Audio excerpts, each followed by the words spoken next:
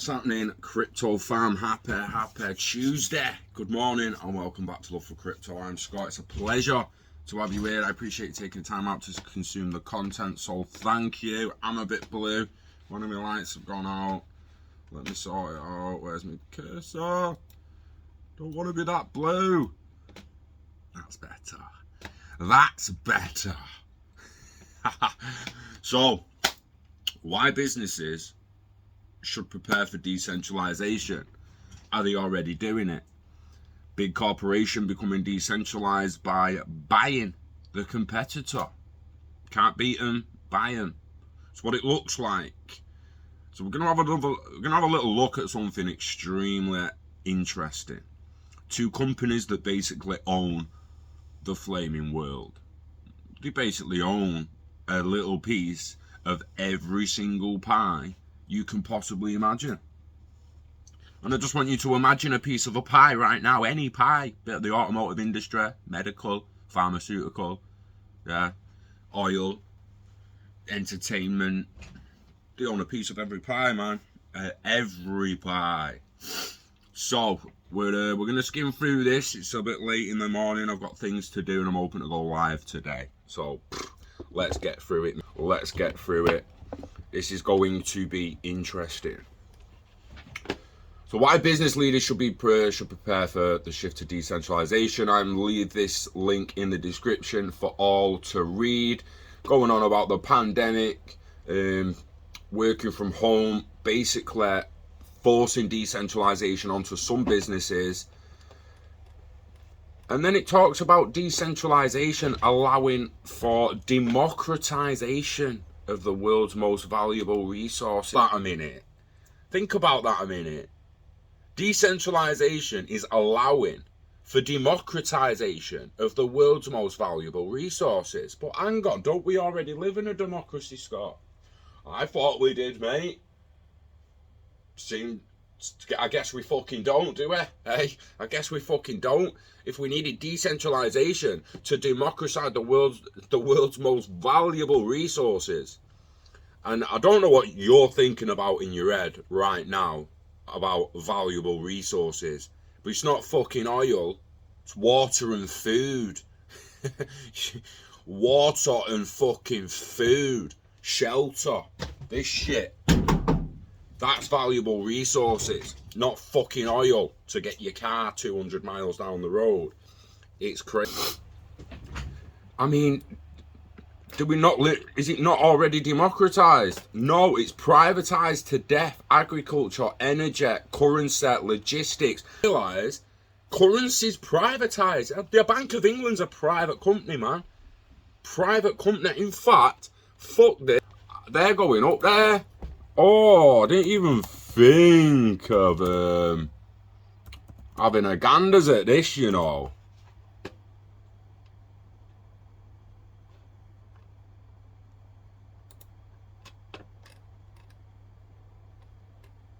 Oh, it's going to take too long to find mid-video, but I bet they own a piece of Bank of England as well.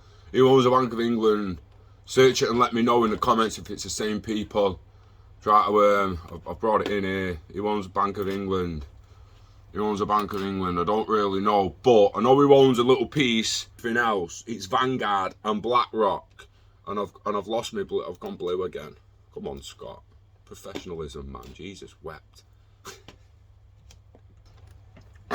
While centralized systems may be easier to manage, whatever, they carry more risk. Going forward, the key to build a dynamic culture to support decentralization. So in the future, we'll hope that corporations are more decentralized and you have more stakeholder capital than you do shareholder capital. Now, the only way a network can be completely decentralized is through decentralization of not only just the actual network and the protocols, but of the rewards and the voting rights. If the people at the top maintain the voting rights over everyone below them, I don't really see how much changes at the top moving forward. Yeah, and it might feel like it's all changed on the bottom level and it's got all more efficient and you can work from home and whoop whoop. But the people at the top are still going to be taking a hell of a lot more money than they should be fucking entitled to, right? So what do I mean by the preparing? They seem to be preparing. Now, I'm not saying any CEO at the top or any, not CEO. CEO's a gimp. I forget I said that. I didn't mean to say that.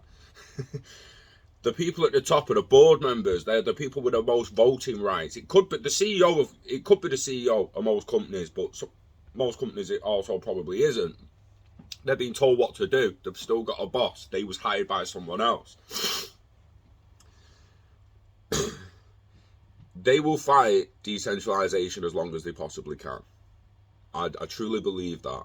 Over the next 5-10 years, you'll see that fight playing out. But when you can't beat them, buy them. So imagine being a top in Discovery, BlackRock. BlackRock's the top shareholder in Discovery. Now Discovery, entertainment firm. So's AT&T, Vanguard Group. Now the Vanguard Group and BlackRock seem to be merging all their separate companies. Now, I'm not a fucking expert. I don't know how much power Fox keeps from Disney after Disney's bought Fox. I don't know how much power Warner Brothers are still going to have over the DC content once Discovery and AT&T merge, because there's mergers going on, right? AT&T and Discovery are merging to take over Warner Brothers. Fox, owned by Vanguard Group, has just been purchased by Disney, owned by Vanguard Group and BlackRock. No surprise, they're also Pfizer, yeah, vaccines, anyone. I say like pharmaceuticals, go to the institutional investors, and what a fucking surprise, we've got Vanguard Group and BlackRock Group. What about Moderna? Wonder about Moderna shareholders with their vaccine. Who's benefiting off that vaccine? Oh, chase them is what you have to do. So we see these people popping up, and it's all fucking BlackRock and fucking Vanguard, top Apple fucking shareholders. Fucking Vanguard, BlackRock, fucking total Vanguard's assets, 7.5 trillion. Fucking trillion. Now for anyone who does, that's 7,500 billion. 7.5 thousand billion. That alone is enough to give everyone on the fucking planet $1,000 in value. One fucking pot of investment can give everyone on the planet $1,000. Are you fucking shitting me? Like, are you shitting me? What could that money do for Africa? What that value do for Africa, for the Philippines, for the Far East? Do you know what I mean? For the Middle East? For fucking Thailand after a tsunami? What the... $1,000 each. And that's just Vanguard, mate. That's just Vanguard, mate. BlackRock, even more. Together, $2,000 each, mate. Everyone on the planet, even the kids.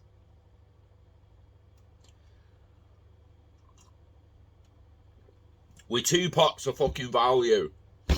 We didn't even look at the people below them, mate. We didn't even look at the fucking people below them, mate. We're not even looked into fucking SSGA funds management. But whoever the fuck they all are. We're not fucking SSGA funds management. Fucking Fox, they're all fucking sucking each other off, mate. That's what the fuck SSGA fucking do. So all these shareholders, what the fuck happens to them and that value when that's tokenized? Does it become more democratized? Stakeholder value, will it be more than that? So when it comes to Discovery's stakes, will there be more value in the stakeholder capital than there is in the shareholder capital? And you can imagine a lot of these people flipping some of the shareholder capital into stakeholder capital. And it's going to be a little bit of, ooh, for 7 to 10 years, like I say, because they're going to fight it. They're going to fight it. But I said to June the other day, I said, I'm literally just been thinking about the Discovery and AT&T merger because of DC. And then I started thinking about all the fucking other things. And I don't think they started it. I think they just wanted a piece of every pie at first. Greedy bastards. Legitimately are. They're just greedy bastards, mate. They just wanted a piece of every pie. And once you've got that much money trickling in, it needs to keep fucking coming in. Otherwise, you just lose it. I mean, think about how you'd feel if your fucking wage went down 40%. Like your yearly wage just went down 40%. Well, these motherfuckers don't want to see their yearly wage or their yearly dividends drop anywhere near 40%. So, you know what I mean? It's... They're protecting themselves subconsciously, I think. I mean, you can go back to 2009 when Disney bought Marvel, Bitcoin. Relatively unknown to the general public, but how much did people at the top of corporations know about it? We don't really know. Do you know what I mean? They could have been planning this for decades. Pandemic all being part of it to push it through. Let's have a little read a bit more of that, what he said about the pandemic, and then I'm closing it out because I want to go live today about metaverse. Flip that. I can't be when they try to jump in like I won't. So on March 19th, 2020, California Governor Gavin Newsom issued a stay-at-home order signaling the COVID-19 pandemic had begun in earnest. New York and Illinois quickly followed suit. The pandemic immediately changed the way my company runs. In the pre-pandemic days, employees came into the office, but then everyone was required to work from home. In less than a week, we became a decentralized company. The early days were not easy. Some employees didn't have a home office equipped with a suitable desk chair and internet connection to work remotely. Surprisingly, once we solved these immediate issues, it was back to business as usual. The pandemic initially generated a lot of questions. The first was whether our country's infrastructure could support the mandate for tens of millions to work from home. Our company's several meeting rooms and millions of other companies were now online, consuming quite a bit of bandwidth. Frankly, it was a good thing the pandemic didn't happen 5 years ago. At least we had an excellent infrastructure to handle it. What I mean, was we still on 4G 5 years ago? Still on 4G? We were on 4G 5 years ago. We had 4G in 2015. I think we'd have still done pretty well with a pandemic 5 years ago. But then again, the Zoom technology and all that stuff might have been different, so I'll let him off with that.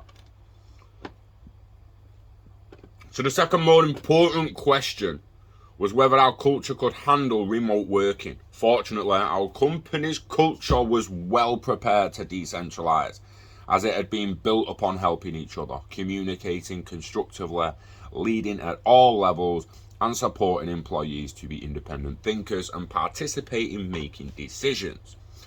So right away we saw that efficiency go up. Additionally, employees were no longer commuting and they were spending that time being more productive. They're much happier as well.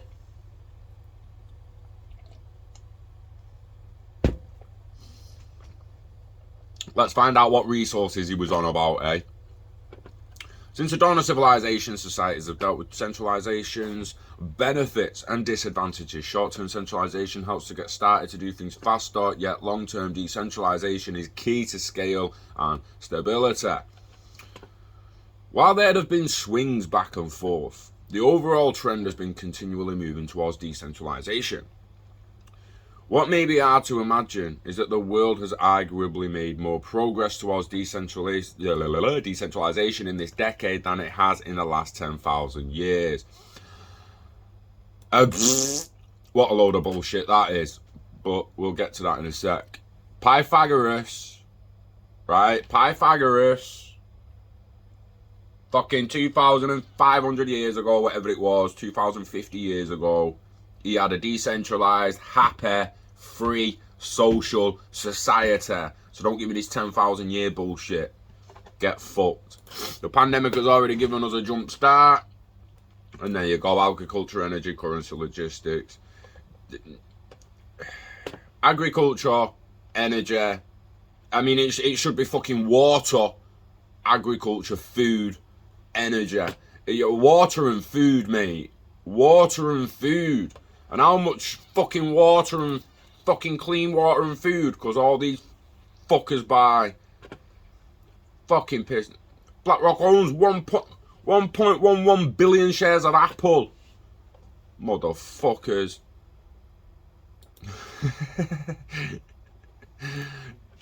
Let's see if has Elon given to him? Has Elon given to him, do you think? Has Elon given to him? Oh, I'm proper fucking interested in this. I've gone off Elon Musk a bit recently, I must admit. You motherfucker.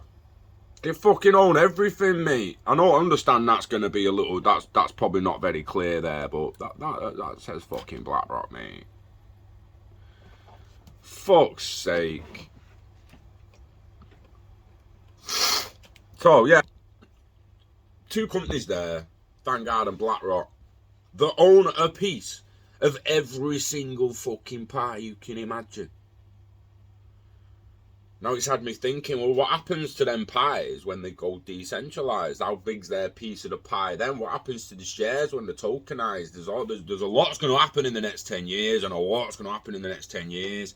And if people think this is just going to end in 2025 when they sort the currencies out, you've got another thing fucking coming, mate.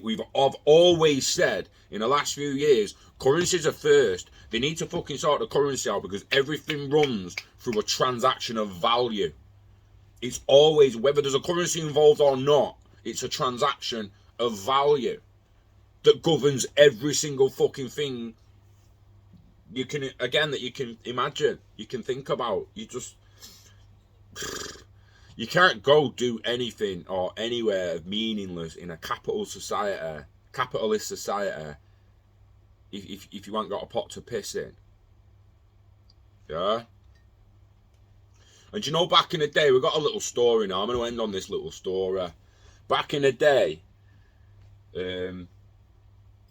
someone used to buy piss. What used to... In fact, let me do a search up there because it's easier.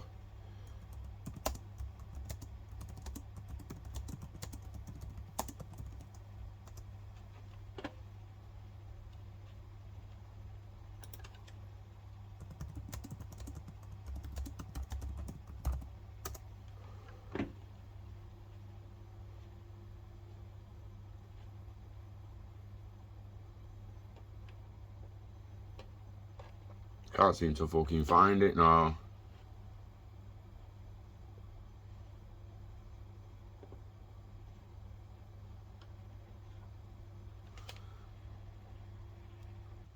Anyway, used to sell piss for the ammonia and shit in it.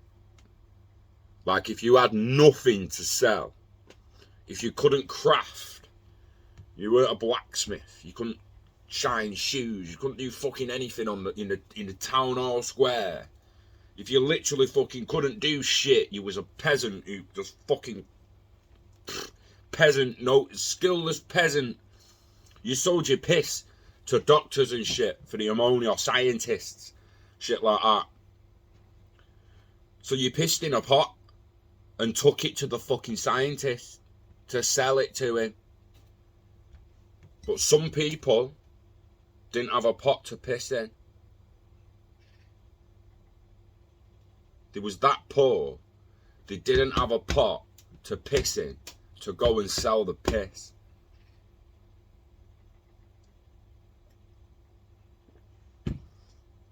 Madness. Madness.